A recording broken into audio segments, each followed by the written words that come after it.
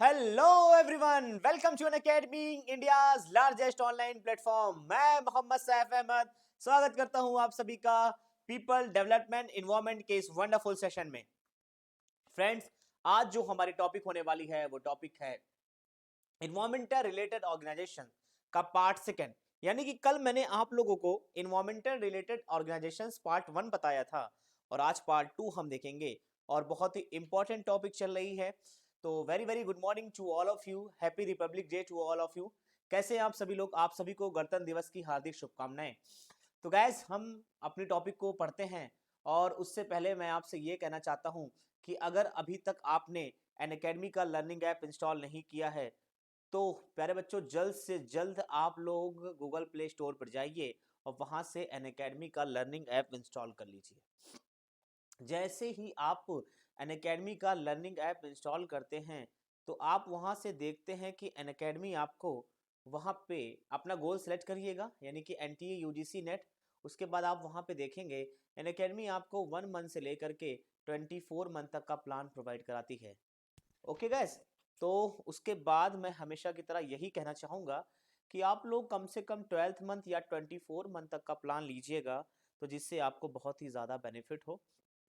Complete package आपको मिलेगा paper one का एंड पेपर टू का।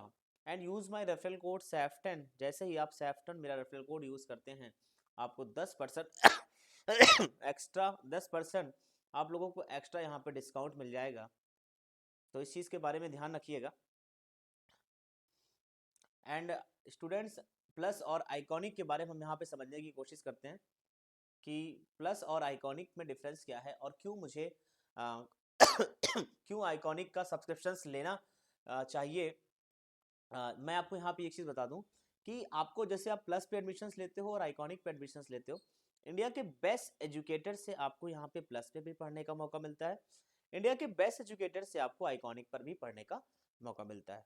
इंटरेक्टिव लाइव क्लासेस आपको प्लस पे भी मिलेंगी, इंटरेक्टिव लाइव क्लासेस आपको आइकॉनिक पे भी मिलेंगी।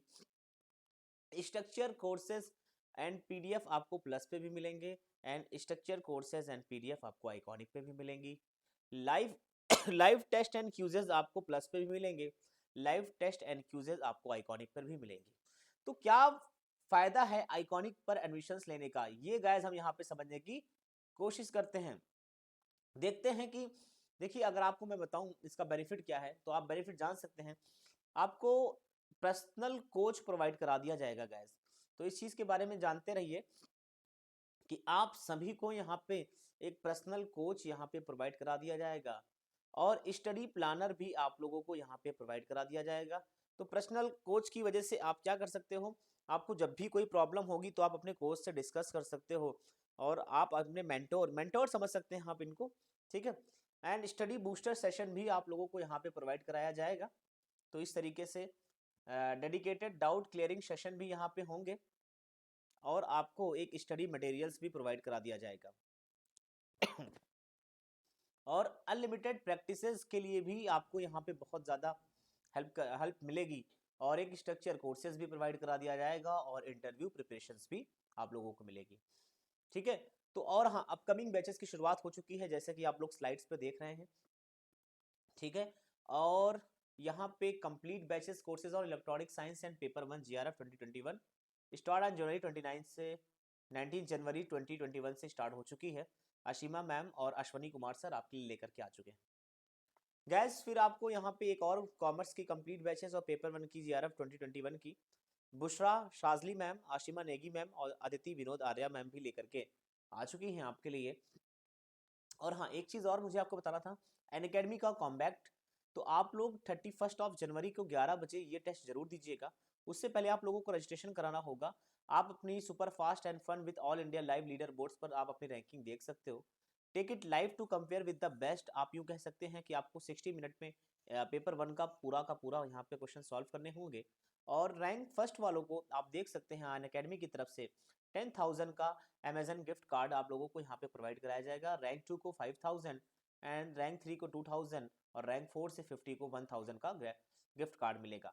And use my referral code सैफ10 रजिस्ट्रेशन करने के लिए भी। चलें, अब हम शुरुआत करते हैं अपने आज के टॉपिक की और सभी का एक बार फिर से मैं स्वागत करता हूं इंडिया के नंबर 1 ऑनलाइन प्लेटफॉर्म अनअकैडमी पर। और आज गाइस हम आगे देख के चलते हैं कि इन्वायरमेंटल रिलेटेड ऑर्गेनाइजेशंस के बारे में हम यहाँ पे पढ़ रहे थे। तो पार्ट सेकंड आज हमें यहाँ पे पढ़ना है। तो कल मैंने आप लोगों को देखिएगा सारी चीज़ें IUCN के बारे में आप लोगों को कवर किया था, ठीक है, बहुत सी चीज़ों के बारे में मैंने आप लोगों को बताया था। आज उसी के आगे कुछ हम ऑर्गेनाइजेशंस को यहाँ पे समझने की कोशिश करते हैं। चलें, सबसे पहले साइट्स के बारे में हम यहाँ पे समझेंगे।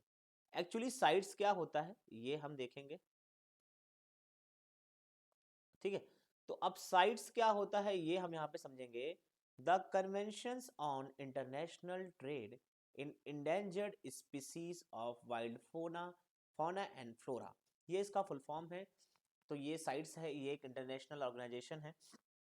इसको हम समझते हैं कि ये क्या है। वन जीव और वनस्पति की लुप्तप्राय प्रजातियों के अंतर्राष्ट्रीय व्यापार पर कन्वेंशन, ठीक है।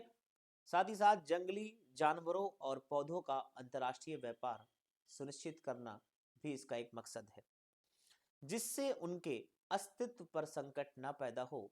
इसे वॉशिंगटन कन्वेंशन भी कहा जाता है।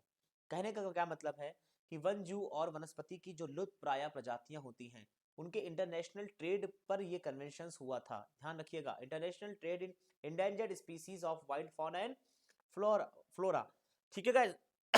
यहाँ पे जंगली जानवरों और पौधों का अंतर्राष्ट्रीय व्यापार सुनिश्चित करना है कि जिससे उनके अस्तित्व पर संकट ना पैदा हो। कहीं ऐसा ना हो कि जंगली जानवरों का इंटरनेशनल इलीगल ट्रेड करना शुरू कर दें या ऐसे पौधों का इंटरनेशनल इलीगल ट्रेड शुरू कर दें जिससे इनके अस्तित्व पर संकट पैदा हो सकता है। तो इन्हीं सारी चीजों को ध्यान में रखते हुए साइट्स बनाया गया है, ठीक है। इसे वॉशिंगटन कन्वेंशन भी कहा जाता है, क्योंकि स्टूडेंट्स इसका जो प्रथम कन्वेंशन हुआ था वो वॉशिंगटन में हुआ था मार्च 1973 में। तो प्लीज आप लोग इसको नोट डाउन कर लीजिएगा। वॉशिंगटन में मार्च 1973 में हुआ था और इस पे इन्होंने साइन किया था। इस वजह से इस कन्वेंशन को यहाँ पे बोला जाता है कि ये वॉशिंगटन कन्वेंशन, वॉशिंगटन कन्वेंशन, ठीक है। तो इस तरीके से 1973 में इस पे साइन हुआ था। चले गाइस आगे देख के चलते हैं इसमें और क्या है। यह कन्वेंशन जुलाई 1975 से लागू हुआ। तो इस चीज को बारे में ध्यान रखिएगा। इसको लागू कब किया गया था? 1975 के जुलाई से लागू किया गया था। और आप लोग इसको नोट डाउन करते रहिएगा, ठीक है। चले, आई होप आप लोगों को यहाँ पे सारी चीजें समझ में आ रही होंगी। तो बहुत अच्छी चीज है। आगे हम यहाँ पे समझते हैं।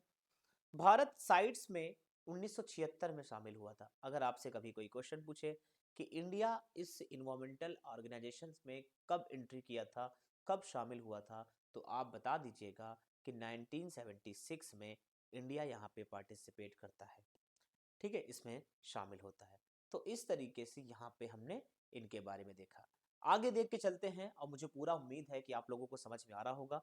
तो जल्दी से आप लोग कमेंट करके बता दीजिए कि आपको सारी चीज़ें समझ में आ रही हैं। और जो नए बच्चे मुझसे आज पहली बार जुड़ रहे हैं, पढ़ रहे हैं, मैं उनसे यही रिक्वेस्ट करना चाहता हूँ कि आप मेरी प्लेलिस्ट पे जाइएगा, डिस्क्रिप्शन बॉक्स में जाइएगा, वहाँ पे आपको मेरी प्लेलिस्ट भी मिल जाएगी। वहाँ पे आपको टेलीग्राम लिंक भी मिल जाएगा, तो जिससे आपको बहुत ज़्यादा हेल्पफुल हो जाएगा ये सारी चीज़ें। चलें गाइस आगे देख के चलते हैं। यह कन्वेंशन जुलाई 1975 से लागू हुआ। भारत साइट्स में 1976 में शामिल हुआ था। ये चीजें मैंने आपको बताया है अभी, ठीक है। वर्तमान में प्रेजेंट टाइम में बच्चों इसके 182 मेंबर्स हैं। तो प्रेजेंट टाइम में वर्तमान में 182 इसके मेंबर हैं, ठीक है। और इसमें 3 परिशिष्ट यानी अपेंडिसेस होते हैं। कौन कौन से अपेंडिसेस होते हैं, परिशिष्ट जिनको हम बोलते हैं, उनको आप यहाँ पे ध्यान रखिएगा। सबसे पहला इनका स्टेटस क्या है? संकटग्रस्त, ठीक है। तो यानी कि स्टेटस को देख के चलते, जैसे हम बोलते हैं ना वल्नरेबल है, कि थ्रेटेंड है, कि क्रिटिकली इंडेंजर्ड है, कि इंडेंजर्ड है, तो उसी तरीके से इसमें स्टेटस होता है। दूसरा इनका स्टेटस, यहाँ पे स्टेटू नहीं, स्टेटस ही होगा। आवश्यक रूप से संकटग्रस्त नहीं, लेकिन इनके अस्तित्व को खतरा होता है। तो साइट्स 1 में हम जो इंडेंजर्ड चीजें रहती हैं, उसको हम मेंशन यहाँ पे करने की कोशिश करते हैं। और कह सकते हैं इनके स्टेटस सेकंड में हम क्या चीज को मेंशन करते हैं? आप कह सकते हैं जिसके अस्तित्व पे खतरा मंडरा रहा हो, यानी कि अभी इंडेंजर्ड तो नहीं हुआ लेकिन आगे चल कर के उस पर खतरा हो सकता है, तो उसको हम साइट्स के सेकेंड अपेंडिक्स में क्या करते हैं, इसको अपेंडिसेस में मेंशन करते हैं। और तीसरा वाला जो है इसका, वो उसमें है उन प्रजातियों को शामिल किया जाता है जो कम से कम किसी एक देश द्वारा संरक्षित की जाती हो। ठीक है, तो इस तरीके से इनके सारे यहाँ पे चीज़ें मेंशन की गई हैं। चलो आगे बढ़ते हैं और यहाँ पे समझने की अगली कोशिश करते हैं कि इंटरनेशनल वाटर मैनेजमेंट इंस्टीट्यूट क्या है बच्चों, जिसको हम यहाँ पे समझने की कोशिश करते हैं। IWMI क्या है, तो IWMI क्या होता है इसको हम समझेंगे।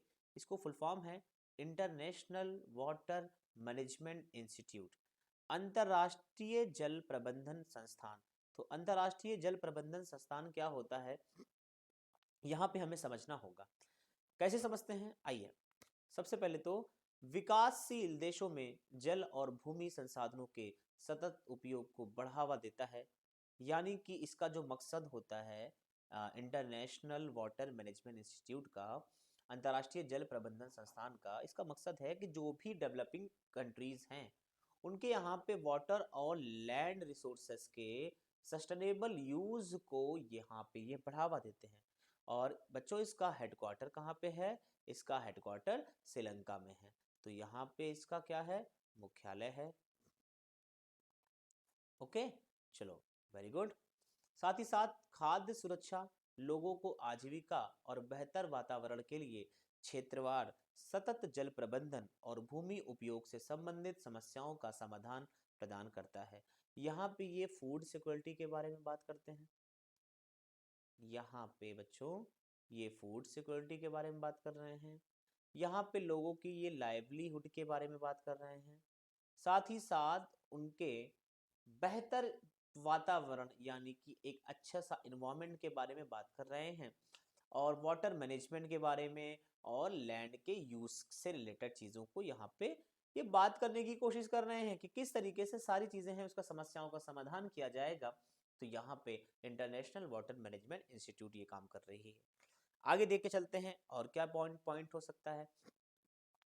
सरकारों, नागरिकों, नागरिक समाजों और निजी भागीदारों के साथ मिलकर कृषि जल का उचित प्रबंधन, यानी कि यहाँ पे government plus citizen plus private institution के साथ मिलकर वाटर के, खासकर एग्रीकल्चर, जो पानी जो जल एग्रीकल्चर के लिए कृषि के लिए यूज होता है उसका मैनेजमेंट कैसे किया जाएगा, ये यहाँ पे ये बात करेंगे इस मॉडल के तहत। ओके, चलो थैंक यू आप सभी का बहुत बहुत शुक्रिया। ओके गाइस, आई होप आप लोगों को यहाँ पे सारी चीज़ें क्लियर हो रही होंगी और मुझे नहीं लगता होगा कि आपको यहाँ पे कुछ चीज़ें डाउट होगी। चलो गाइस, हम फिर आगे बढ़ते हैं और यहाँ पे कुछ स्ट्रेटजीज को समझने की कोशिश करते हैं।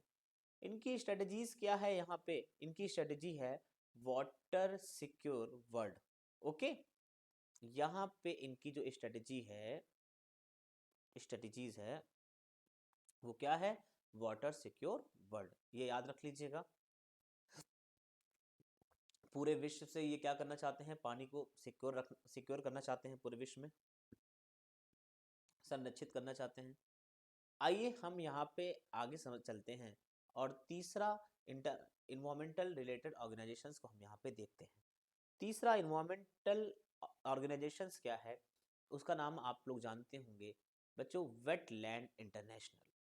ये हाँ, जब मैं आप लोगों को रामसर कन्वेंशन पढ़ा रहा था, याद आ रहा होगा आपको, रामसर कन्वेंशंस के बारे में जब मैं आपको पढ़ा रहा था तो वहाँ पे मैंने वेटलैंड के बारे में डिस्कस किया था। मेरा पूरा सेपरेट लेक्चर है, आप लोग प्लीज़ मेरे प्लेलिस्ट में जाइएगा। वहाँ पे मैंने एक एक टॉपिक को मैं पर डे एक एक लेक्चर आप लोगों के लिए लेकर के आया था और लेकर के आ भी रहा हूँ। तो वहाँ पे आप देख लीजिएगा, जो भी चीज़ें आपको चाहिए होंगी सब कुछ टॉपिक सर्च करिएगा, मेरा नाम सर्च करिएगा और आपको वहाँ पे सारी चीज़ें मिल जाएंगी। मुझे पूरी उम्मीद है कि स्टूडेंट्स आप लोगों को यहाँ पे सब कुछ समझ में आ रहा होगा। चलें, तो वेटलैंड इंटरनेशनल का क्या मतलब है, इसको हम यहाँ पे समझने की कोशिश करते हैं। इसका टोटली मकसद है आर्द्र भूमियों का संरक्षण, यानी कि आर्द्र भूमि का मतलब है कि जितनी भी वेटलैंड हैं उसका कंजर्वेशन करना, वेटलैंड का कंजर्वेशन करना इनका एक मकसद है। और 1996 में इसका मुख्यालय नीदरलैंड में है। याद रखिएगा, इसका मुख्यालय कहाँ है, हेडक्वार्टर नीदरलैंड में है। और इसका जो मकसद और है वेटलैंड के संरक्षण को लेकर के, यानी कि जितने भी वेटलैंड हैं, आर्द्र भूमि है, उसके अंदर जो डिप्लेशन हो रहा है, उस डिप्लेशन को यानी कि उसके क्षरण को रोकने का काम करेगा। डिप्लेशन की वजह से क्या क्या लॉस हो सकते हैं, यहाँ पे मैं आज आपको बताता हूँ। उससे पहले मैं थोड़ा सा रफ करता हूँ। अब आप यहाँ पे देख सकते हो कि किस तरीके से यहाँ पे आपको सारी चीज़ें होंगी। सबसे पहले तो डिप्लेशन से आपको मालूम होगा कि जब भी कभी बच्चों अगर वेटलैंड का डिप्लेशन होगा तो क्या क्या लॉस होंगे। आपको मैंने बताया था आर्द्र भूमि के बारे में, वहाँ पे बायोडाइवर्सिटी होती है, याद आ रहा होगा आप लोगों को। यहाँ पे बहुत सारी स्पीसीज का रिचनेस होता है, कई तो यहाँ पे हॉटस्पॉट पाए जाते हैं, बायोडाइवर्सिटी हॉटस्पॉट ऑफ बायोडाइवर्सिटी। अगर वेटलैंड का यहाँ पे डिप्लेशन होगा तो बहुत सारी यहाँ पे कहते नहीं है स्पीसीज को नुकसान पहुंचेगा, और अगर स्पीसीज को नुकसान पहुंचाएगा तो इन्वायरमेंट को भी नुकसान पहुंचेगा, और अगर इन्वायरमेंट को नुकसान पहुंचेगा तो आपको मालूम है कि इसका कितना ज़्यादा डिसइम्पैक्ट हमारे आपके ऊपर पड़ेगा और दुनिया के ऊपर इसका डिसइम्पैक्ट पड़ेगा।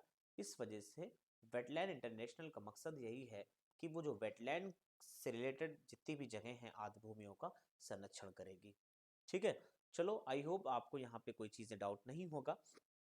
अब हम आगे देख के चलते हैं, ग्रीन पीस के बारे में पढ़ते हैं और ये इम्पॉर्टेंट है। तो एक्चुअली ग्रीन पीस क्या है, यहाँ पे हम समझने की कोशिश करते हैं गैस कि ग्रीन पीस क्या है।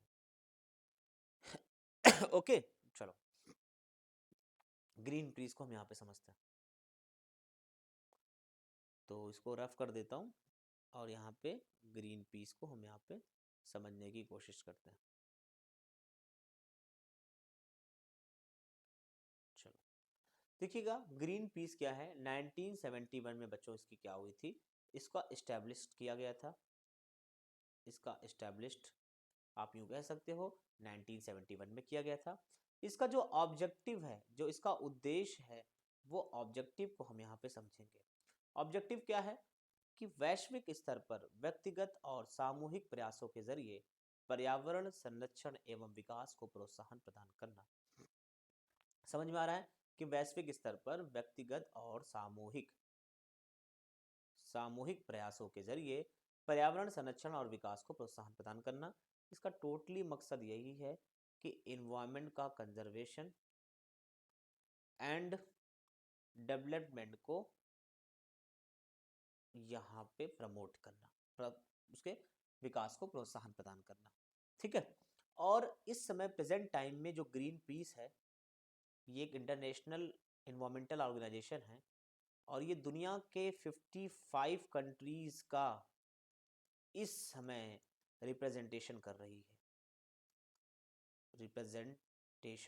है, प्रतिनिधित्व कर रही है। ये याद रखिएगा कि 55 देशों का प्रतिनिधित्व कर रही है। चलो आगे हम यहाँ पे समझने की कोशिश करते हैं।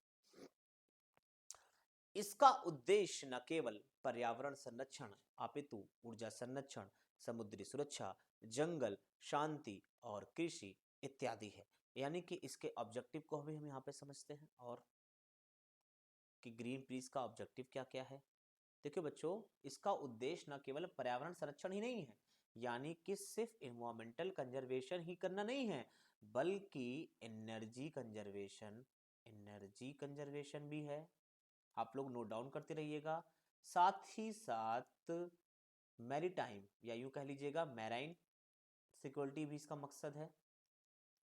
इसका मकसद फॉरेस्ट भी है और पीस भी है। याद रखिएगा, शांति भी है और एग्रीकल्चर को लेकर के, एग्रीकल्चर में कैसे रिफॉर्म किया जाएगा, कैसे उसको मैनेजमेंट किया जाएगा, इनका भी लेकर के ग्रीन पीस ये काम करता है। तो मुझे पूरी उम्मीद है कि स्टूडेंट्स आपको सारी चीजें यहाँ पे समझ में आ रही होगी। तो अब जल्दी से मुझे यहाँ पे कमेंट करके बता दीजिए और प्लीज जिन्होंने अभी तक वीडियो को लाइक नहीं किया है वो लाइक कर दें, शेयर कर दें तो इसको मैक्सिमम शेयर कर दीजिए, जो ज़्यादातर बच्चों के पास ये वीडियो पहुंच जाए, और मुझे पूरी उम्मीद है कि मैक्सिमम बच्चों का इससे बेनिफिट हो जाए। आपके सैफ सर आपके लिए देखिएगा रोज़ एक एक टॉपिक ले करके आते हैं, और बहुत ही बेहतरीन अंदाज में आपके सैफ सर आपको सारी टॉपिक यहाँ पे कवर करा रहे हैं, और मुझे पूरी उम्मीद है कि स्टूडेंट कि आप लोगों को सब कुछ यहाँ पे समझ में भी आ रहा होगा। ठीक है, चलें तो जल्दी से इसको लाइक शेयर करते रहिएगा भाई, कोई कंजूसी नहीं चलनी चाहिए। और आप लोग जल्द से जल्द स्पेशल क्लास पे भी हमें ज्वाइन कर लीजिए। और आज देखिएगा मैं आपकी स्पेशल क्लास लेकर के 12 बजे आ रहा हूँ। 12 AM पर मैं आपकी स्पेशल, सॉरी 12, हाँ PM पर, AM नहीं बोलूँगा, 12 PM पर, यानी कि आज 12 बजे मैं आपकी क्लासेस लेकर के आ रहा हूँ। और वहाँ पे मैं MCQs कराऊंगा स्पेशल क्लास में। तो देखिए पॉलिटिकल साइंस जिनका पेपर 2 है वो मुझे ज्वाइन कर सकते हैं, और साथ ही साथ आप लोगों के लिए भी पीपल डेवलपमेंट इन्वायरमेंट के लिए भी स्पेशल क्लास लेकर के आ रहा हूँ। और पेपर 1 की और भी यूनिट में लेकर के आऊँगा, हायर एजुकेशंस लेकर के आऊँगा, कम्युनिकेशंस लेकर के आऊँगा, और धीरे धीरे और जैसे आपकी डिमांड्स रहेगी, आपकी नीड्स रहेगी, उसके अकॉर्डिंग मैं आपके पेपर 1 के भी क्लासेस लेकर के आया करूँगा। ओके, चलो गैस, तो जल्दी से इसको लाइक शेयर कर दो, और 12 बजे मुझे ज्वाइन कर लीजिए स्पेशल क्लास में। चलते हैं आगे देखते हैं। और इसका हेडक्वार्टर कहाँ है? एम्स्टर्डम में है, नीदरलैंड में है। ठीक है, तो नीदरलैंड में इसका हेडक्वार्टर है। और ये सारी चीज़ें यही है कि इसका मकसद केवल इन्वायरमेंट प्रोटेक्शन कंजर्वेशन नहीं है, बल्कि एनर्जी कंजर्वेशन भी है, मैराइन सिक्योरिटी भी है, फॉरेस्ट है, पीस है, और एग्रीकल्चर भी है। तो इस तरीके से हमने ग्रीन पीस को यहाँ पे देखा है। आइए अब हम देखते हैं बर्ड लाइफ इंटरनेशनल ऑर्गेनाइजेशंस के बारे में। उससे पहले मैं इसको यहाँ पे रफ करता हूँ, और मुझे पूरी उम्मीद है कि आप लोगों को समझ में अच्छे से आ रहा होगा।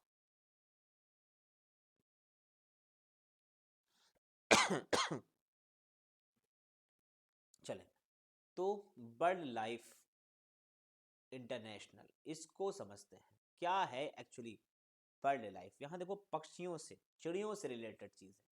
इसको हम नेचर कंजर्वेशन भी कह सकते हैं। याद रखिएगा कि नेचर को कंजर्वेशन करने का ये काम करते हैं। साथ ही साथ पक्षियों और उनके आवासों के संरक्षण का प्रयास कर वैश्विक जैव विविधता को बनाए रखते हैं। ये याद रखिएगा, पक्षियों और उनके आवासों के संरक्षण का प्रयास कर वैश्विक जैव विविधता को ये बनाए रखते हैं। और साथ ही साथ प्रकृति और लोगों के बीच में ये क्या करते हैं, साझेदारी करते हैं। यानी मुझको आपको ये समझाना है कि ये जो भी पक्षी हैं या उनके जो हैबिटेट हैं, आवास हैं, यानी कि जितने भी बर्ड्स वगैरह हैं, इनके जितने भी हैबिटेट हैं, आदिवास जिसको हम बोलते हैं, ठीक है, इनके सारे आवास को हमें क्या करना है, मतलब कि कंजर्वेशन करना है, संरक्षण करने का प्रयास करना है, और वैश्विक जैव विविधता को बनाए रखना है। यानी कि जो ग्लोबल लेवल पर बायोडायवर्सिटी है, बायोडायवर्सिटी है, तो इन्हीं बायोडायवर्सिटी को मेंटेन रखना है। और बायोडायवर्सिटी क्या होती है, अच्छे से आप मेरा वीडियो देख लीजिएगा, वो मैंने वीडियो इस पे बना रखा है बायोडायवर्सिटी पे। ठीक है, मैक्सिमम सारे टॉपिक पे मैंने वीडियो कवर आप लोगों को बना रखे हैं। बस आप केवल मेरी डिस्क्रिप्शन बॉक्स में जाइए, वहाँ पे प्लेलिस्ट सर्च करिएगा।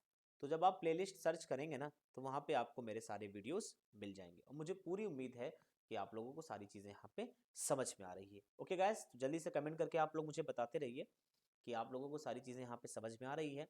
मैक्सिमम लाइक शेयर होना चाहिए भाई, because sharing is caring. Okay, चलें तो आज फिर हम देखते चलते हैं। और इसका क्या मकसद है, नेचर और लोगों के बीच में एक साझेदारी होनी चाहिए। तो इसका ये भी एक ऑब्जेक्टिव है, प्रकृति और लोगों के बीच में एक साझेदारी हो। तो इस तरीके से आज हमने अपने कुछ इन्वायरमेंटल रिलेटेड ऑर्गेनाइजेशन का पार्ट 2 देखा। जल्द ही हम पार्ट 3 लेकर के आएंगे आपके सामने, और बहुत जल्द MCQs प्रीवियस ईयर क्वेश्चंस भी आपको वहाँ पे मैं करवाऊंगा, और मुझे पूरी उम्मीद है कि आप सब लोग समझ में आ गया होगा। चले गाइस, चलने से पहले मैं जल्दी से क्विक रिवीजन करवा दूं आपका, और मुझे आज मैंने आपको क्या क्या पढ़ाया है इसके बारे में बता दूं। सबसे पहले बच्चों देखिए, इसको मैं थोड़ा सा रफ कर रहा हूँ, स्लाइड थोड़ा सा अच्छी लगे देखने में, तो यहाँ से मैं रंग इनको इरेज कर दे रहा हूँ, और यहाँ से मैं यहाँ। तो वो सबसे पहले बच्चों आज आपको मैंने साइट्स के बारे में पढ़ाया। एक्चुअली ये साइट्स क्या होता है, the convention on international trades in endangered species of wild fauna and flora, वन जीव और वनस्पति की लुप्तप्राय प्रजातियों के अंतर्राष्ट्रीय व्यापार पर एक कन्वेंशन होता है। यहाँ पे कन्वेंशन में क्या बताया मैंने, जंगली जानवरों और पौधों का अंतर्राष्ट्रीय व्यापार सुनिश्चित करना है। जितने भी जंगली जानवर हैं और पौधों का अंतर्राष्ट्रीय व्यापार यहाँ पे क्या करना है, सुनिश्चित करना है, जिससे उनके अस्तित्व पर संकट ना पैदा हो। ठीक है, और इसे बच्चों वाशिंगटन कन्वेंशन के को भी कहा जाता है, क्योंकि इसका प्रथम कन्वेंशन जो हुआ था वो वाशिंगटन में हुआ था, मार्च 1973 में हुआ था, और फिर वहां पे इसको साइन किया गया था। चले आगे देखे चलते हैं। यह कन्वेंशन जुलाई 1975 से लागू हुआ, ये भी आप लोग याद रखिएगा। भारत साइट्स में 1976 में शामिल हुआ था, 1976 में शामिल हुआ था। आगे हम यहाँ पे समझते हैं और क्या है। यहाँ पे मैं बात कर रहा था, वर्तमान में 182 सदस्य हैं इसमें। इसमें 3 परिशिष्ट अपेंडिसेस होते हैं। पहला स्टेटस क्या होता है, संकटग्रस्त। दूसरा स्टेटस क्या है इनका, आवश्यक रूप से संकटग्रस्त नहीं होते, लेकिन एक इनके अस्तित्व को खतरा होता है, इसको हम सेकेंड अपेंडिसेस में डालते हैं। और तीसरा वाला उन प्रजातियों को शामिल किया जाता है जो कम से कम किसी एक देश द्वारा संरक्षित की जाती हो। आगे यहाँ पे देख के चलते हैं। IWMI, international water management institute, अंतरराष्ट्रीय जल प्रबंधन संस्थान को हम यहाँ देखेंगे कि विकासशील देशों में जल और भूमि संसाधनों के सतत उपयोग को बढ़ावा देता है, ये भी याद रखिएगा। और इनका हेडक्वार्टर श्रीलंका में है, इसका हेडक्वार्टर श्रीलंका में है, यानी कि इसका मुख्यालय श्रीलंका में है। इसमें क्या क्या होता है, फूड सिक्योरिटी, लोगों के लाइवलीहुड्स, बेहतर इन्वायरमेंट के लिए क्षेत्रवार सतत जल प्रबंधन और भूमि उपयोग से संबंधित समस्याओं का समाधान प्रदान करना है। सरकार, नागरिक समाज और निजी भागीदारी के साथ मिलकर कृषि जल का उचित प्रबंधन करना है। तो इस तरीके से हमने इनके स्ट्रेटेजी के बारे में देखा है कि वाटर सिक्योर वर्ल्ड इनकी स्ट्रेटेजी है। आइए हम तीसरा यहाँ पे समझते हैं, वेटलैंड इंटरनेशनल के बारे में, आर्द्र भूमियों के संरक्षण के बारे में।